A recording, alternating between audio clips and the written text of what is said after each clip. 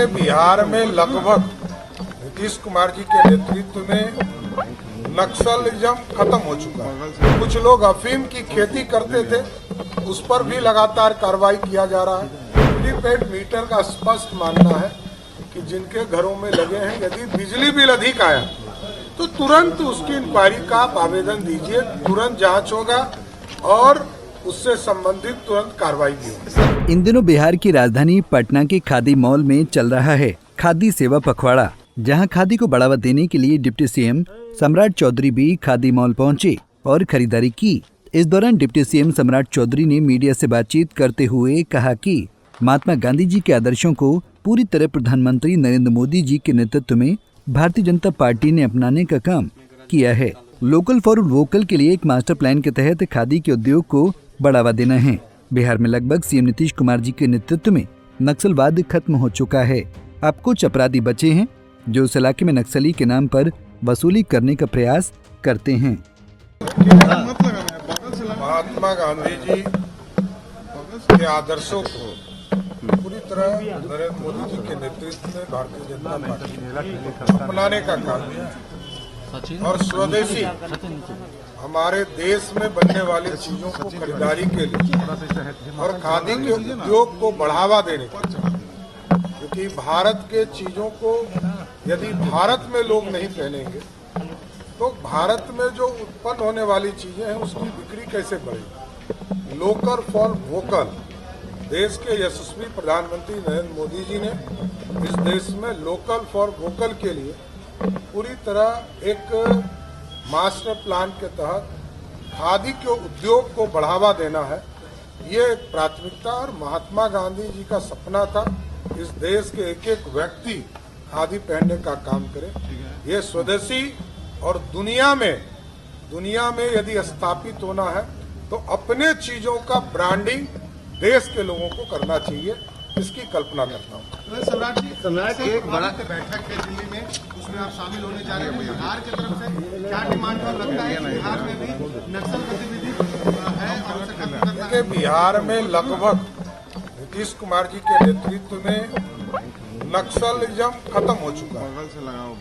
अब कुछ अपराधी बचे हैं जो उस इलाके में नक्सली के नाम पर वसूली करने का प्रयास करते हैं। ऐसे आइडेंटिफाई 18 गिरोह हैं जिनके खिलाफ लगातार हमारी एसटीएफ कार्रवाई भी कर रही है।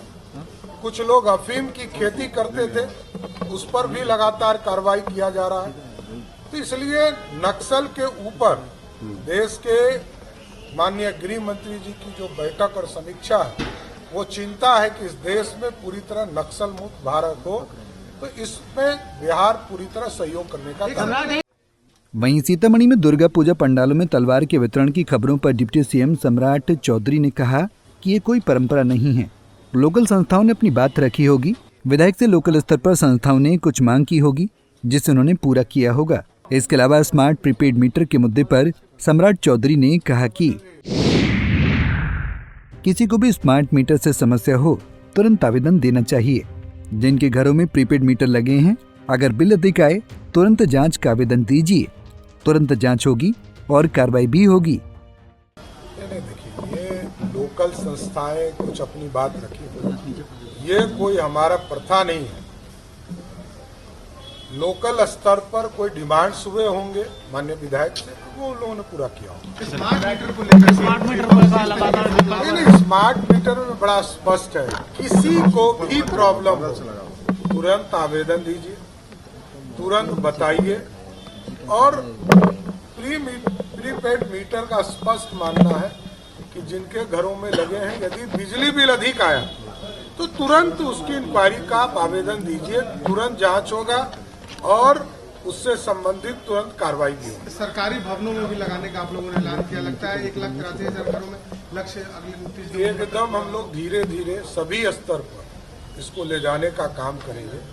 स्वाभाविक है, हम लोगों ने तो सरकारी घरों पर सोलर युक्त बनाने का काम शुरुआत किया है। 2015 से ये काम आदरणीय मुख्यमंत्री नीतीश कुमार के नेतृत्व में चल रहा है और आगे भी इसको विस्तार रूप देकर सोलर युक्त आम व्यक्ति भी अपने घरों में इसको लगाने का काम करें।